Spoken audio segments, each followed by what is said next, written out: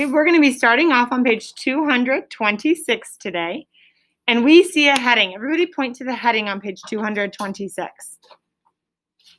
What is our heading we see? Forces. We know the headings let us know what we're about to read. So this heading's purpose is to tell us we're about to read about forces. Very good. So we're going to focus on just, these 2 pages here. We're going to read about forces. And then on the next page, we have another heading that says change in motion. We're going to read a little bit about these today.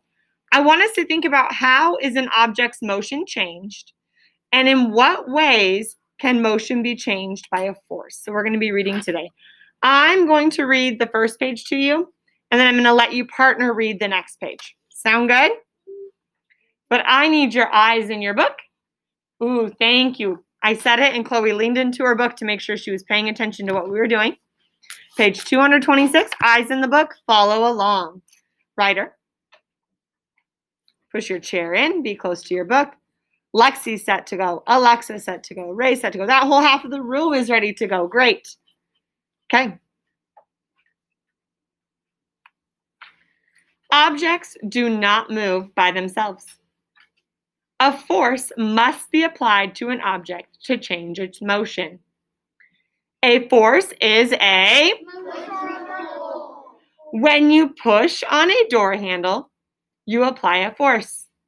The door moves away from you. When you pull on a wagon handle, you apply a force. The wagon moves towards you. So just from those few sentences right there, we know that a push sends the object away, and a pull brings the object closer. And we saw that when we all threw our imaginary balls, and when we all picked up our book too. When we threw the ball, it was a push. We were sending it away from us. And when we picked up our book, it was a pull. We were bringing it to us. The second paragraph on that page. Forces can be large or small. The force that a train engine uses to pull a train is large. The force that your hand uses to lift a feather is very small. It takes larger, stronger forces to move heavy objects than it does to move light objects. Good. So in our picture down below, we see an example of a push and a pull. With the neighbor, I want you to tell your neighbor where you see that push and pull from. Who's demonstrating what examples in that picture? Go for it.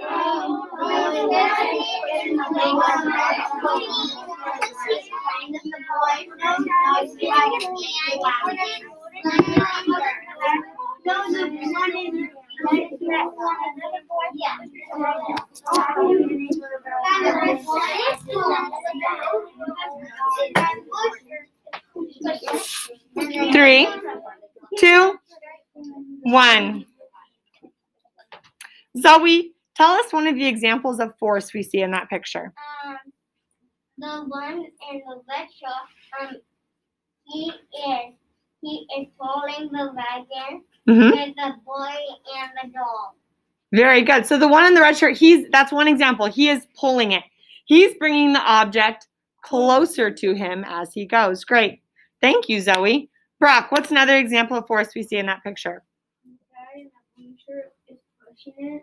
Yep, that guy. I totally call him a guy. I just give you a hard time. That boy in the blue shirt, he's pushing it, right? He has that same object, but he is sending it away from him, right? He's using his force to help it go. Good. Everybody point to that caption. The caption is telling... Point to the caption. The caption is telling us about what's happening in the picture. So more than one force can push or pull an object at a time. So this wagon has a pull force and a push force taking place on it at the same time. Go ahead and look at the next page where we see all these pictures of soccer, right? So a sport where we're going to see lots of pushes and pulls taking place all the time. We're also going to be seeing change in motion all the time. Does the ball in soccer always go the same direction? No, you guys just came off a soccer unit in PE, so you know all about the ball goes everywhere, right? Which force do you think is mostly applied in soccer? What do you think, Joey? Push. A push. Are you usually sending the ball a different direction? Yes. When would you use a pull in soccer? right? If you're trying to get it away from a teammate, it's the other team. I like that. So can you like grab it and take it away from them though? Yeah.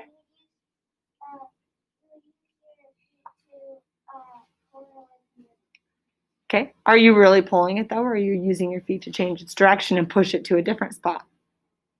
Tricky, right? Looking at the pictures here, can you see an example of maybe when you might have a pull? Yeah. What do you think, Haley? Sometimes I pull the soccer ball back. Good. So that is an example of that pull then, right? And I think that's what Ray was getting to too. That you might need to stop it and kind of pull it back into you before you kick it again too, right? Good. Third graders, we're going to read this. I told you we were going to partner read these pages, but I want to take a moment and everybody look at that first picture. And I want us to look at the caption. So the caption is going to tell us about what's happening in that picture. We know this from reading, right? In reading, we've had so many pictures and captions, and we want to make sure that in all of our reading, we kind of take a moment to stop, and we take a moment to look at the picture and the caption and see how they connect to the text as well. We don't want to breeze past those text features. They're here for a reason. So that first picture says, a goalie applies a force to throw the ball.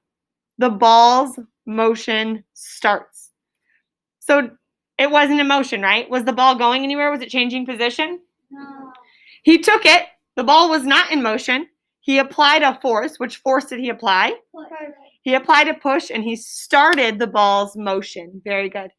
So you can throw a ball in soccer, but only if you're the goalie or throwing it in. Good. Okay, I'm going to give you time. This should only take you no more than 5 minutes to read through this.